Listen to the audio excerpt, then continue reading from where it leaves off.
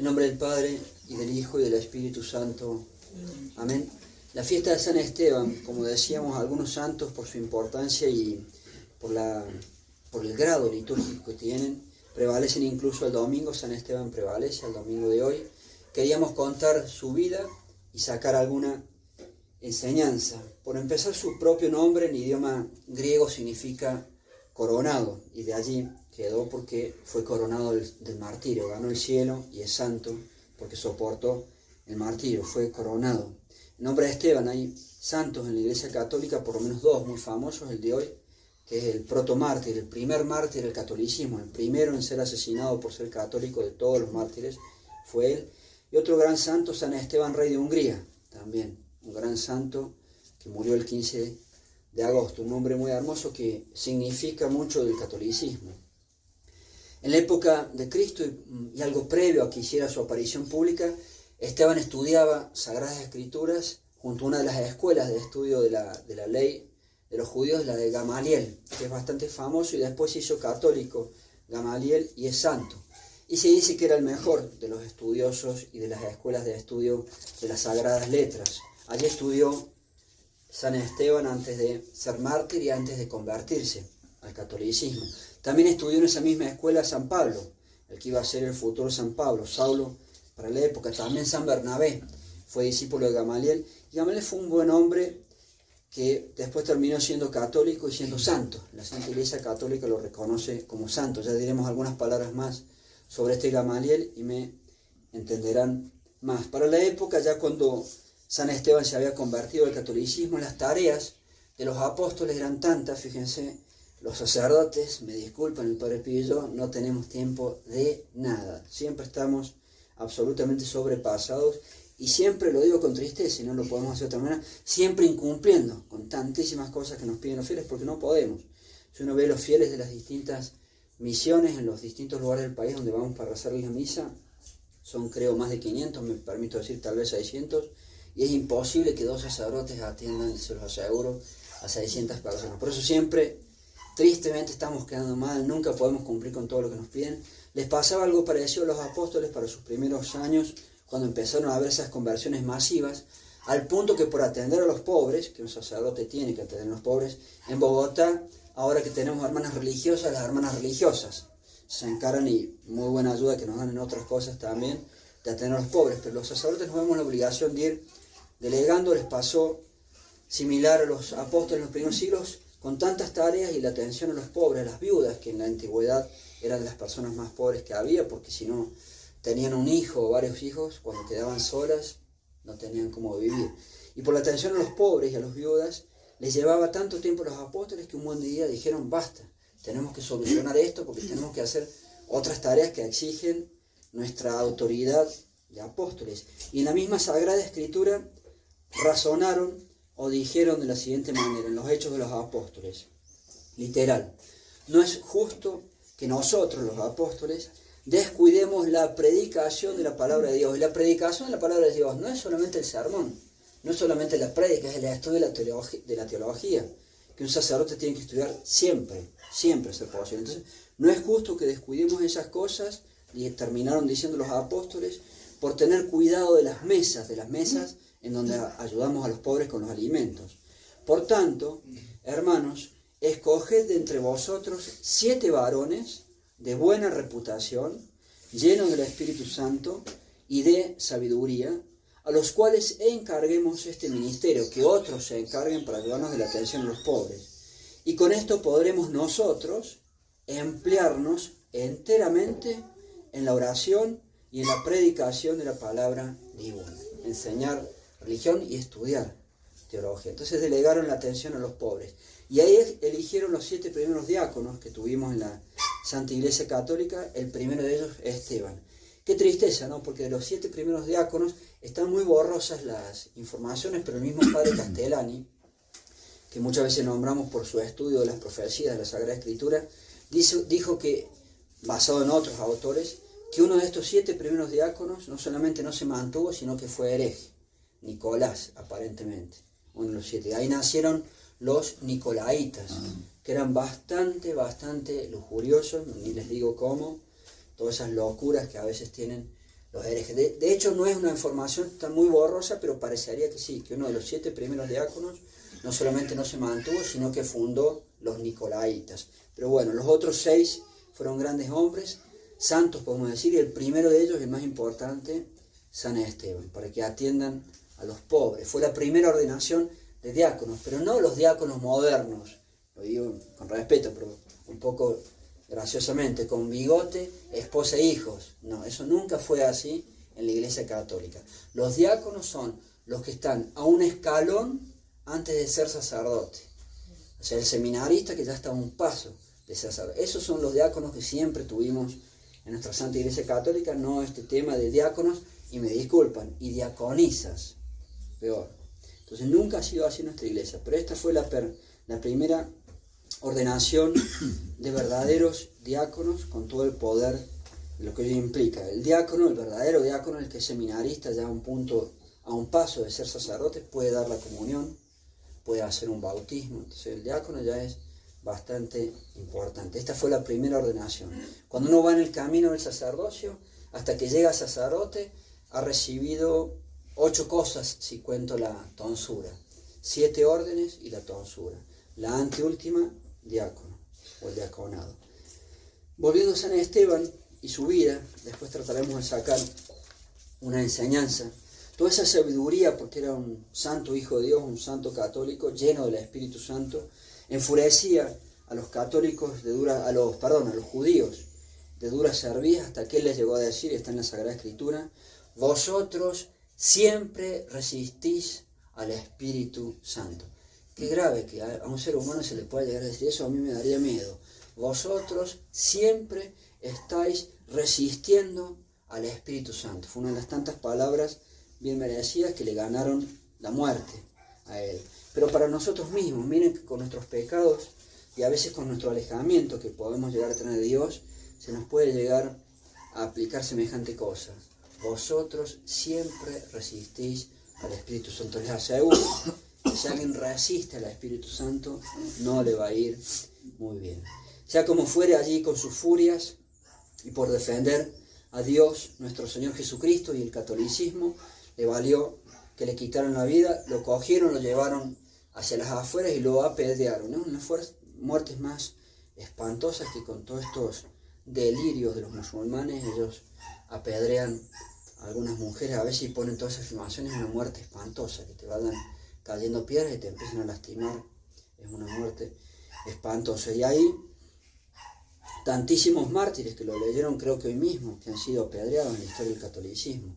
Para el caso de Esteban, lo empiezan a apedrear y allí estaba, entre los que cuidaban las cosas, viendo Saulo, el que iba a ser futuro San Pablo.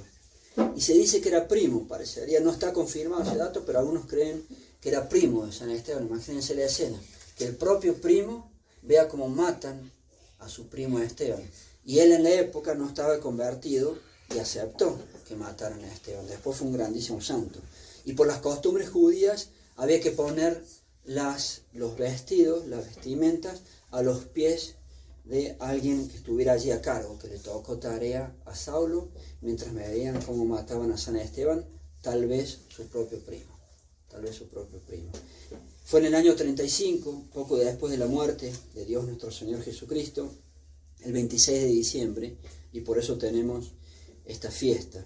Cristo murió en el año 33, 2 años después era el martirio de San Esteban, el primero de nuestros grandísimos y miles de mártires que tenemos los católicos. San Agustín, con aquello que estaba San Pablo, Saulo, allí, enseña lo siguiente: si San Esteban no hubiera rezado allí antes de morir, con motivo de su martirio y por los que lo estaban matando, nosotros los católicos, llega a decir, y es un doctor de la iglesia, San Agustín, no hubiéramos tenido a San Pablo. San Agustín dice que gracias a las oraciones que hizo San Esteban allí cuando lo estaban lapidando, él consiguió, para poco después, que los católicos tuviéramos el futuro San Pablo.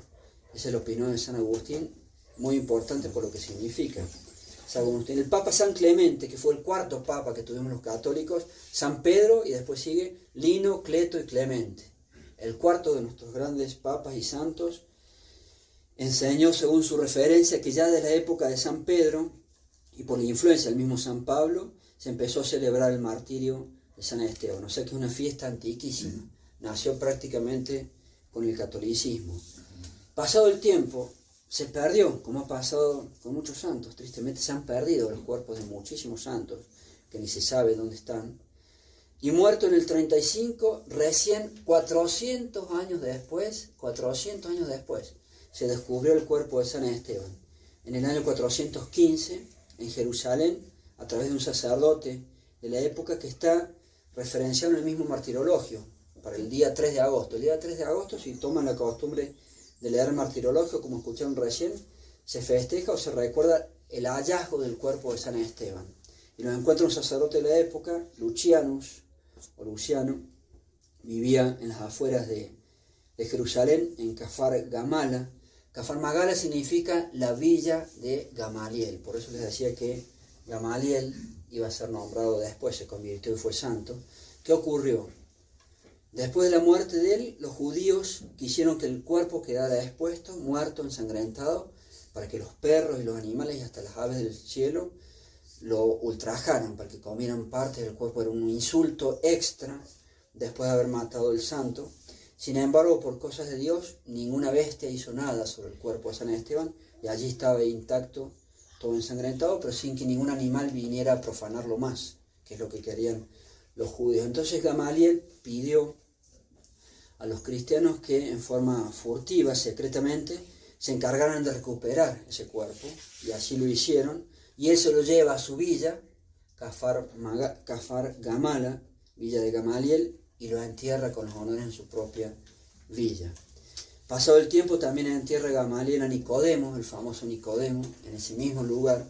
También entierra a uno de sus hijos, que murió muy joven, a los 20 años, a Vivón o a Vivas. Y finalmente él dispone como última voluntad que cuando él muera, también fuera enterrado allí junto a estos otros 3 cuerpos. Pasa el tiempo, se pierde la noción de dónde estaba enterrado San Esteban en estos cuerpos y se pierde.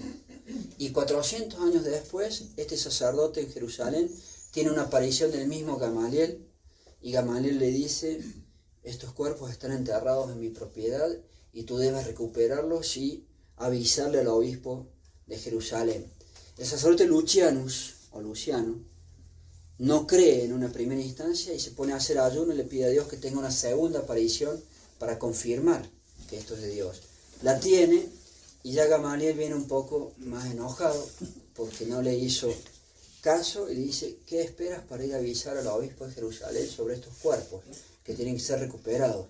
Y Luciano por tercera vez quiere estar seguro de que no sea... El diablo se puede aparecer con aspecto, lo hemos enseñado muchas veces, con aspecto de la Virgen María, con aspecto de Cristo, pero el diablo es facilísimo. Por eso el católico no puede creer ninguna aparición, salvo las que están aprobadas por la Santa Iglesia. Lo digo sobre todo por los feligreses nuevos. La última que fue aprobada fue Fátima, la anteúltima fue Lourdes, etc. Y este sacerdote estaba orando bien, pero se ve que un poco contra la paciencia de Gamaliel, que es santo, y se le aparecía. Se pone a hacer ayuno de nuevo durante una semana. Miren que uno quiere, si tuviésemos la dicha y si estamos en los tiempos finales, tener el honor de poder conocer a los 2 testigos del Apocalipsis. Pero para tener ese honor, ojalá lo podamos tener, no creo, sin duda que no lo merecemos, este sacerdote hizo ayuno una semana, la primera aparición para la segunda, y después hizo ayuno otra semana más para ser digno de merecer una tercera aparición, en este caso una aparición real. Como decimos, da la impresión que estamos en los finales, las profecías son oscuras para el caso, qué honor sería poder conocer a Elías y a Enoc. Y se ve que habrá que hacer ayuno para tener este honor, no lo sé. Se pone a hacer ayuno de nuevo, y si le aparece ya por tercera vez Gamaliel, y ahora claramente indignado, hay que tener cuidado, los santos son cosas serias, mejor no hacer enojar a los santos, y le insiste de su tarea de recuperar esos cuerpos y avisar presurosamente al obispo de Jerusalén. Va hacia el obispo, el obispo le pide que investigue entonces en esos terrenos para encontrar los cuerpos, no dan fácilmente con ello, y llega un monje llamado Nigesio, que también tuvo la aparición de Gamaliel, y Gamaliel dice exactamente dónde están enterrados. Los desentierran, hay 3 tumbas, podemos decir, pero 4 cuerpos. Está el cuerpo de San Esteban con una inscripción en siríaco, escrito en griego, pero de un nombre siríaco que significa Esteban. Casualmente allí dan con el cuerpo de San Esteban. Pero al abrir el féretro, tembló la tierra, y no fue un terremoto fuerte, tembló la tierra y salió un olor muy hermoso de la tumba de San Esteban. Para el momento de eso, cuando ya llegó el obispo, también encuentran otra tumba, la de Nicodemo, y encuentran una tercera tumba donde hay dos cuerpos, Gamaliel y su hijo Abibas, que había muerto a los 20 años. Llaman al obispo de Jerusalén, y cuando el obispo nuevamente abre el féretro, es el temblor de tierra, y empieza a salir un olor hermosísimo del féretro o de la tumba de San Esteban. Y para el acto, ya se había difundido la noticia, acude un montón de gente, y de las personas que estaban enfermas en ese momento que el obispo de Jerusalén destapa el féretro de San Esteban, 73 enfermos curaron totalmente.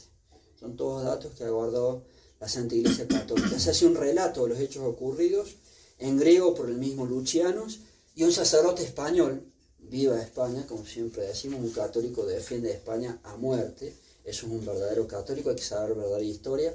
Paulo Orosio también escribe los hechos ocurridos con motivo del hallazgo del cuerpo de San Esteban, pero en latín, uno en griego y otro en latín.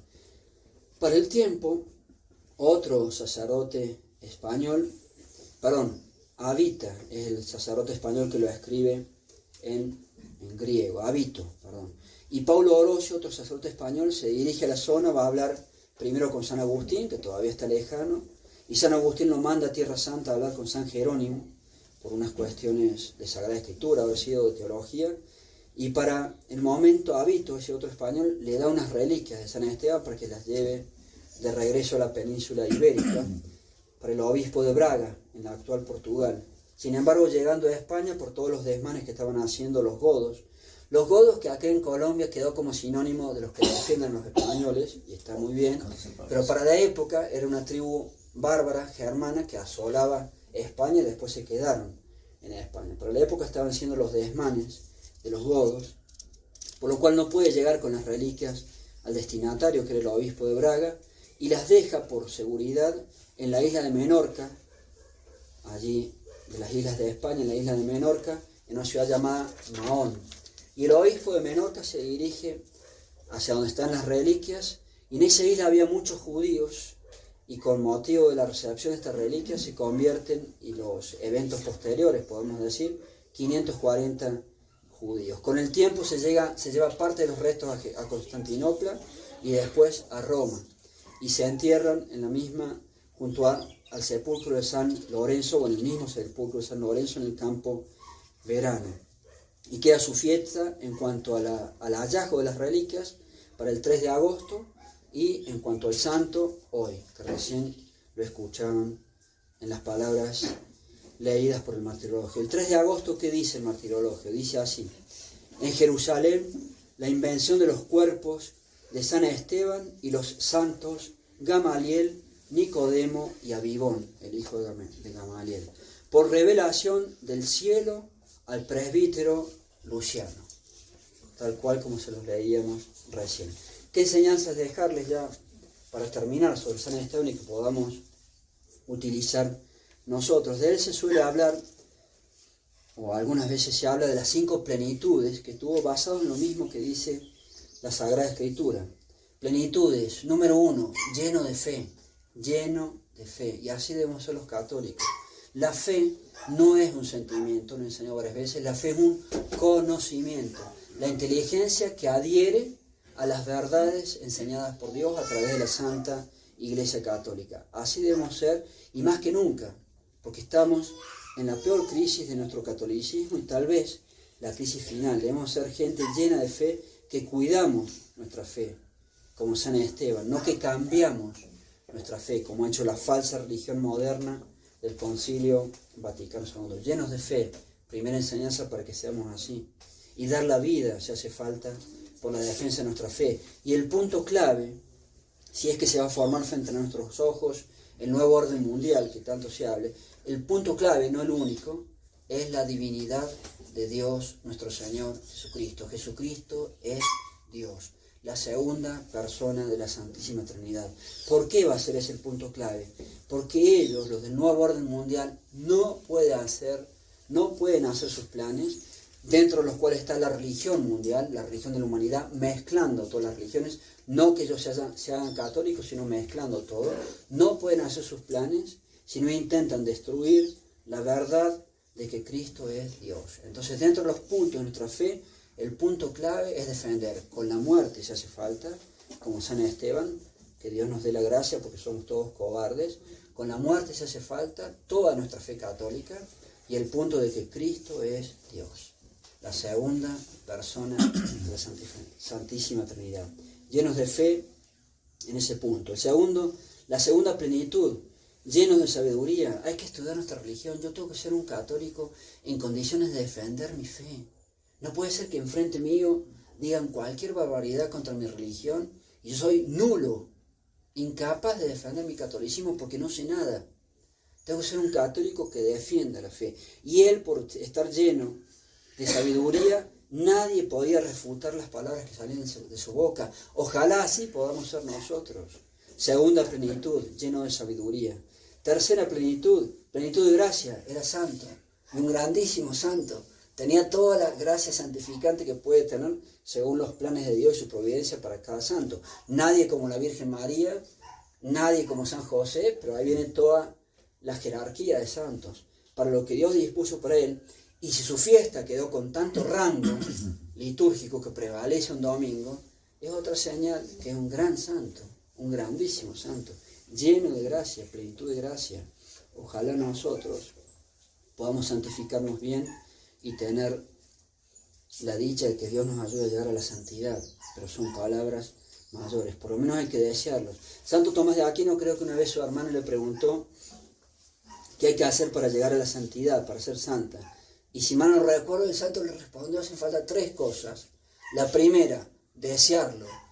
Y el católico ni desea llegar a la santidad, santificarlo. La segunda, desearlo. Y la tercera, desearlo. Creo que si mal no recuerdo, así fue la anécdota de Santo Tomás de Aquino con su propia hermana. Cuarta plenitud, lleno de fortaleza. El católico no puede ser, no sé cómo llamarlo, es una cosa blandengue. Hay que tener una santa firmeza. Yo no puedo ser un blandengue que hacen con Dios y mi religión lo que quiera. Por la fortaleza que tenía o que deseaba tener, todos somos miserables y todos somos cobardes, pero por la fortaleza que él deseaba recibir de Dios, fue capaz de soportar el martirio. Y si es que estamos, no lo podemos saber, pero las profecías las da Dios por algo. Si es que estamos en los finales, y parece, subrayo parece, tal vez más de uno de nosotros va a dar la vida, o le va a tocar morir por Dios nuestro Señor. Tenemos que tener la fortaleza. Y la quinta plenitud, lleno del Espíritu Santo. Y porque estaba lleno del Espíritu Santo, tenía toda esa santidad. Tenía toda esa santidad. San Agustín, y termino con eso, da lo que en palabras de él, que a tantos dones podemos llamar una sexta plenitud, la virginidad. La virginidad. Era puro, era casto, era virgen. Todo al revés del mundo de hoy, donde los desórdenes de la lujuria, los desórdenes de la sexualidad, toda esa vida de pecado fomentada al máximo, como en ninguna época en la humanidad. Y al revés de todo ese mundo, de los excesos de la lujuria, San Esteban era virgen, como debe ser, como debe ser. Con la virginidad, tal vez él estaba llamado al sacerdocio, murió diácono, no llegó a sacerdocio, pero el que no está llamado al sacerdocio tiene que tener la virtud de la virginidad, como siempre fue y como siempre debe ser, virgen hasta el matrimonio. No solamente las mujeres, y me enojo un poquito, como estúpidamente se dice en los ambientes liberales, sino no solamente las mujeres, sino también los hombres, como corresponde ante Dios. Y este santo, en palabras de otro grandísimo santo, San Agustín, también tenía la plenitud de la virginidad. Era casto y era puro. Todo lo contrario al mundo de hoy. Ave María Purísima. En nombre del Padre, y del Hijo y del Espíritu Santo. Amén.